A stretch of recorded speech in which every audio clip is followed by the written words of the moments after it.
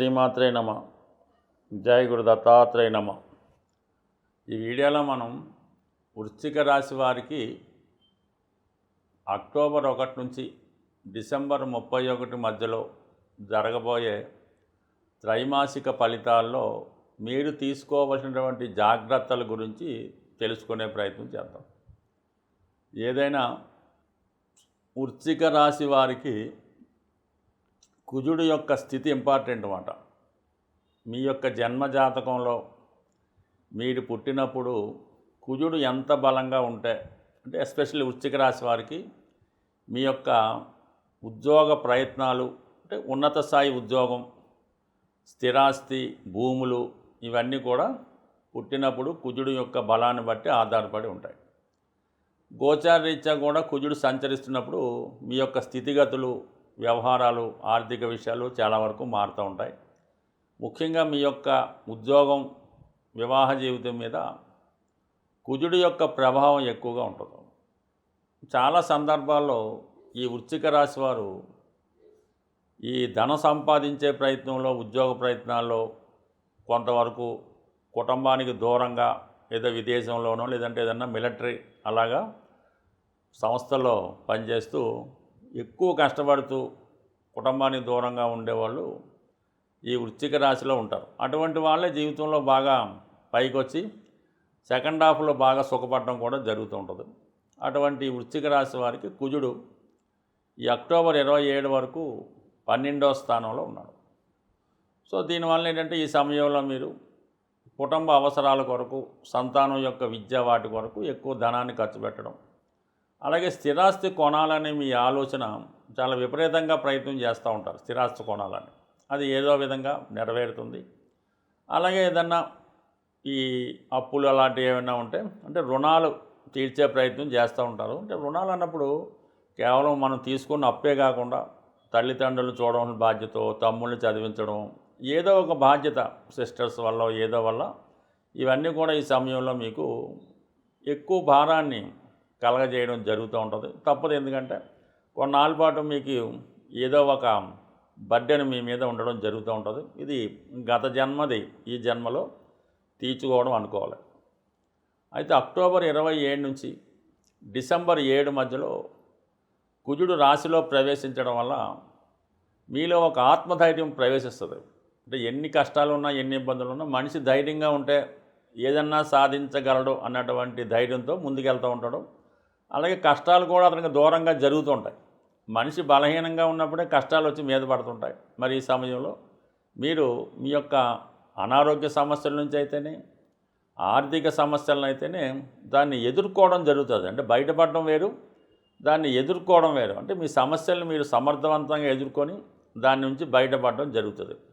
ఇదే సమయంలో మీరు ఏదన్నా ఒక ఉద్యోగం కొరకు ప్రయత్నం చేస్తున్నా, నిరుద్యోగులు కొత్తగా ఉద్యోగం కోసం కానీ, విద్యార్థులు వారి యొక్క ఉన్నత విద్య కొరకు అవ్వచ్చు, లేదంటే ఏదైనా పార్ట్ టైం జాబ్ కొరకు ఏదైనా ఉద్యోగ ప్రయత్నాలు ఫలిస్తాయి. అలాగే సాధారణంగా ఏదైనా ఆర్థికపరమైన సమస్యలు ఉంటే వాటిని పరిష్కరించుకుంటారు. బంధువులతో విభేదాలు చాలా వరకు సమస్య పోతాయి. అంటే వాళ్ళు మీకు జడిసి కొంత దూరంగా పక్కన జరుపుకుంటారు అన్నమాట, మిమ్మల్ని ఇబ్బంది పెట్టే ప్రయత్నం చేయరు. ఇక డిసెంబర్ 7 తర్వాత కుజుడు ధనస్థానంలోకి వస్తాడు. ఇది అనూహ్యంగా మీకు చాలా కాలంగా కుటుంబ సభ్యుల కొరకు ఏ చేద్దామనుకుంటున్నారో అది చేస్తారు. దూరమైనటువంటి మిత్రులు కానీ, లేదా మీరు కుటుంబంగా దూరంగా ఉంటే కుటుంబాన్ని కలుసుకోవడం కానీ, లేదా భార్యాభర్తల చోట కలుసుకోవడం, ఏదో కొన్ని ముఖ్యమైన నిర్ణయాలు తీసుకోవడం అన్నీ కూడా డిసెంబర్ 7 నుంచి ఒక ఇంచుమించుగా జనవరి 15 వరకు అక్కడ ఉండే కుజుడు కుటుంబ సౌఖ్యాన్ని, ఆర్థిక బలాన్ని, కుటుంబంలో శుభకార్యాలని కలగజేస్తూ ఉంటాడు. మొత్తం మీద కుజుడు ఈ విధంగా ఉంటే, ప్రస్తుతం గురువు మీకు అష్టమ స్థానంలో ఉంటూ ఒక విధంగా ధనలాభాన్ని కలిగించినప్పుడు కూడా చాలా చివరి నిమిషం దాకా టెన్షన్ పెడుతుంటాడు. అయితే అటువంటి గురువు అక్టోబర్ 18వ తారీఖున భాగ్యస్థానంలోకి ప్రవేశిస్తున్నాడు. అతిచారతో ప్రవేశించి అక్కడ ఒక 50 రోజుల పాటు ఉండి మళ్ళీ డిసెంబరు 5వ తారీఖున మిథునంలోకి వెళ్తాడు. ఈ కర్కాటకంలో ప్రవేశించినటువంటి 48 రోజులు, అందులోనే మనకి నవంబర్ 12 వక్రగమనం పొందుతూ అత్యంత శుభ ఫలితాన్ని ఇవ్వబోతున్నాడు అన్నమాట. అంటే ధనాధిపతి భాగ్యస్థితి, తండ్రి గారికి లాభం కలుగుతుంది, తండ్రి గారి ద్వారా మీకు సౌకర్యం కలుగుతుంది, మీ యొక్క ఆరోగ్యం బాగుపడుతుంది, మంచి అలవాట్లు కలుగుతాయి, చిన్న చిన్న బలహీనతల నుంచి బయటపడతారు, చాలా సంస్కారవంతంగా ఉండడం జరుగుతూ ఉంటుంది. అలాగే ఆరోగ్యపరంగా అనుకూలంగా ఉంటుంది, అలవాట్లు మంచిగా ఉంటాయి, ఇవన్నీ అనుకూలంగా ఉంటాయి. దాంతోపాటు మరి చాలా కాలంగా పుణ్యక్షేత్రాలు దర్శిద్దామనే మీ ఆలోచన నెరవేరుతుంది. ఒకవేళ మీ పిల్లలు ఏమైనా విదేశంలో ఉంటే వారిని కలుసుకుంటారు, మీ తల్లిదండ్రులను కలుసుకుంటారు, ఈ విధంగా ఉంటుంది. ముఖ్యంగా పంచమ స్థానం యాక్టివేట్ అవుతుందన్నమాట. దానివల్ల మీలో ఉన్నటువంటి టాలెంట్కి తగిన గుర్తింపు రావడం జరుగుతుంది. అది పంచమంలో శని ఉండడం వల్ల కొన్ని వివాహ ప్రయత్నాలు ఈ మధ్యకాలంలో వాయిదా పడుతుంటాయి. ఆత్మీయులు ప్రేమికులు మధ్య ఎడబాటు వస్తూ ఉంటుంది, ఆత్మీయులతో ఎడబాటు వస్తూ ఉంటుంది. స్పెక్యులేషను, షేర్ మార్కెట్ వగైరా వగైరాలో నష్టపోతూ ఉంటారు. ఇప్పుడు టెంపరీగా మీకు వాటి నుంచి కొంత రిలీఫ్ లభిస్తుంది అన్నమాట. అంటే పంచమంలో శని ఈ గురువు దృష్టి పట్టడం వల్ల ఆటోమేటిక్గా న్యూట్రల్ అయి మంచి నిర్ణయాలు తీసుకుంటారు. మీలో ఉన్నటువంటి టాలెంట్కి తగిన గుర్తింపు వస్తుంది, కొత్త కొత్త అవకాశాలు రావడం జరుగుతుంది. తద్వారా మీ జీవితాన్ని ఒక మంచి మార్గంలో పెట్టే ప్రయత్నం చాలా వరకు జరిగే అవకాశం ఉంది. అంటే ఓవరాల్గా మీకు ఏదన్నా ఈ సంవత్సరంలో అత్యంత బెస్ట్ పీరియడ్ అన్నది ఈ అక్టోబర్ 18 నుంచి డిసెంబర్ 5 మధ్యకాలంలో రాబోతుంది. దాన్ని మీరు జాగ్రత్తగా సద్వినియోగం చేసుకుంటే అది చాలా కాలంగా పెండింగ్లో ఉన్నటువంటి పనులు పూర్తవుతాయి. గతంలో పోగొట్టుకున్నది ఏమైనా ఉంటే తిరిగి సాధించుకోవడం కూడా జరుగుతూ ఉంటుంది. ఏదైనా ఒక మంచి ప్రయత్నం తప్పకుండా గురుబలంతో నెరవేరే అవకాశం ఉంటుంది. సాధారణంగా ఇప్పుడు ఈ రాబోయే 3 నెలల్లో గ్రహాల యొక్క పరిహారాలు తెలుసుకుంటే మనకి ఎప్పుడన్నా సరే జాతకంలో పాపగ్రహాలు ఏవైనా ఉంటాయి కదా, కొన్ని పాపగ్రహాలు, వాటికి మనం జపాలు పరిహారాలు చేయించుకోవాల్సి ఉంటుంది. అలాగే ఏదైతే మనకి అనుకూల గ్రహాలు పుణ్యగ్రహాలు ఉంటాయో వాటికి సంబంధించిన గ్రహాలకి దానాల రూపంలో కానీ దానికి సంబంధించినటువంటి దైవాన్ని ఆరాధించడంలో మనం ఆ గ్రహాల యొక్క అనుకూలత సాధించవచ్చు. ఏదైనా ప్రతిరోజు క్రమం తప్పకుండా సూర్య నమస్కారం, నవగ్రహ స్తోత్ర పారాయణ చేసుకోవడం వల్ల కంపల్సరిగా జాతకంలో ఉన్నటువంటి గ్రహాలు మనకు అనుకూలిస్తాయి.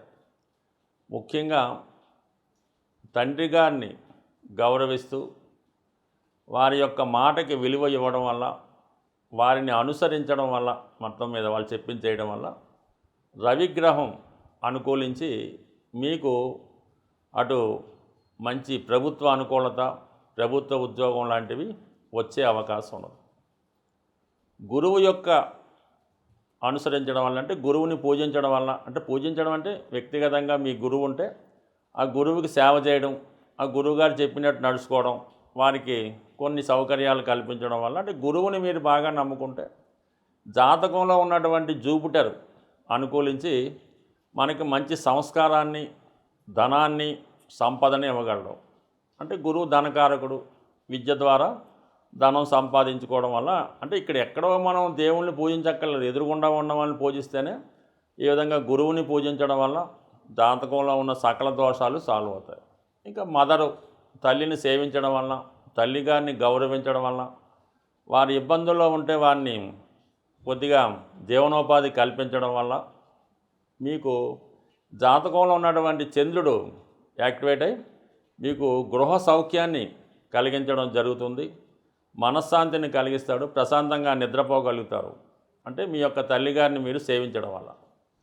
ఇక శుక్రుడు అంటే మీ జీవితంలో మీ భార్యని గౌరవించడం వల్ల, వారిని మర్యాదగా చూడటం వల్ల, లేదంటే మీ పెద్ద కుమార్తె, మీ ఆడపిల్లల్ని, మీకు పుట్టినటువంటి ఆడపిల్లల్ని గౌరవంగా చూడటం వల్ల వాళ్ళకి సదుపాయాలు కల్పించడం, మీ సిస్టర్స్ వీళ్ళంతా కూడా శుక్రుని యొక్క కారకత్వాలు, వాళ్ళకి గౌరవప్రదంగా చూస్తూ వాళ్ళకి ఇవ్వవలసిన కానుకలు కానీ, సాంప్రదాయంగా ఇవ్వాల్సింది కానీ ఇవ్వడం, సాధారణంగా స్త్రీధనం తీసుకోవడం కానీ, స్త్రీలకు ఇవ్వాల్సినటువంటి వాటా మన సాంప్రదాయ ప్రకారం గతంలో కేవలం మగపిల్లలకే వాటా ఉండేది, స్త్రీలకు ఏదో ఇచ్చి పంపిస్తుంటారు. కానీ ఇప్పుడు సమాజం ప్రకారం వాళ్ళకి ఏమైనా వాటా ఇవ్వాల్సి ఉంటే ఖచ్చితంగా మీరు వాళ్ళకి ఇవ్వాల్సింది వాళ్ళకి ఇచ్చేసేయండి. భగవంతుడు మీకు ఇవ్వాల్సింది మీకు ఇవ్వడం జరుగుతూ ఉంటుంది. ముఖ్యంగా స్త్రీధనం మీరు ఉపయోగించుకున్నా, దాన్ని మీరు సొంతం చేసుకున్నా, కంపల్సరీగా ఇబ్బందులు ఎదురుతూ ఉంటాయి. ముందు అలాంటిది ఏమన్నా ఉంటే మీరు మీ చెల్లెలకో మీ అక్కగారికో ఇవ్వాల్సింది ఏమన్నా ఉంటే కట్నం రూపంలో అవ్వచ్చు, కానుకల రూపంలో అవ్వచ్చు, కంపల్సరీగా ఇవ్వండి. మీకు శుక్రుడు అనుకూలించి విశేషమైనటువంటి ఐశ్వర్యాన్ని ఇవ్వడం జరుగుతూ ఉంటుంది.